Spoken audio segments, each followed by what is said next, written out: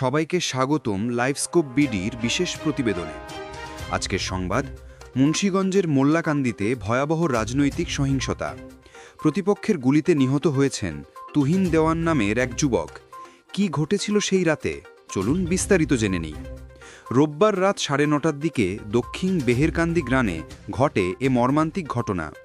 নিহত তুহিন দেওয়ান মোল্লাকান্দি ইউনিয়ন বিএনপির সভাপতি ওয়াহিদ মোল্লা এবং নেতা আতিক মল্লিকের অনুসারী ছিলেন।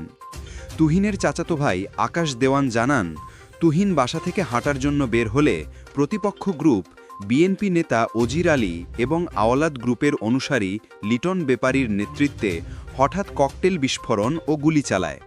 পেছন থেকে গুলি লাগলে তুহিন মাটিতে লুটিয়ে পড়েন। স্থানীয়রা দ্রুত তাকে উদ্ধার করে মুন্সিগঞ্জ জেনারেল হাসপাতালে নিয়ে যান, কিন্তু চিকিৎসক তখনই ঘোষণা করেন তিনি আর বেঁচে নেই। প্রত্যক্ষদর্শীরা বলছেন, গুলির শব্দে পুরো এলাকায় আতঙ্ক ছড়িয়ে পড়ে। মুন্সিগঞ্জ জেনারেল হাসপাতালের চিকিৎসক প্রান্ত সর্দার জানান, তুহিনের পিঠে ও ঘাড়ে একাধিক গুলির চিহ্ন ছিল। হাসপাতালে আনার আগেই তার মৃত্যু হয়। অন্যদিকে অতিরিক্ত পুলিশ সুপার ফিরোজ কবির জানিয়েছেন, প্রাথমিকভাবে ধারণা করা হচ্ছে এটি রাজনৈতিক প্রতিহিংসার জেরে সংঘটিত হত্যা। তবে তদন্ত চলছে, আসল কারণ নিশ্চিত হলে বিস্তারিত জানানো হবে। ঘটনার পর এলাকায় চরম উত্তেজনা বিরাজ করছে। পুলিশ অতিরিক্ত সদস্য মোতায়েন করেছে যাতে কোনো ধরনের সংঘর্ষ না ঘটে। স্থানীয়রা বলছেন, রাজনৈতিক ক্ষমতার দ্বন্দ্বে তরুণদের রক্ত ঝরছে, এর শেষ কোথায়? রাজনৈতিক সহিংসতা রোধে আমাদের সমাজ কিভাবে পরিবর্তন আনতে পারে?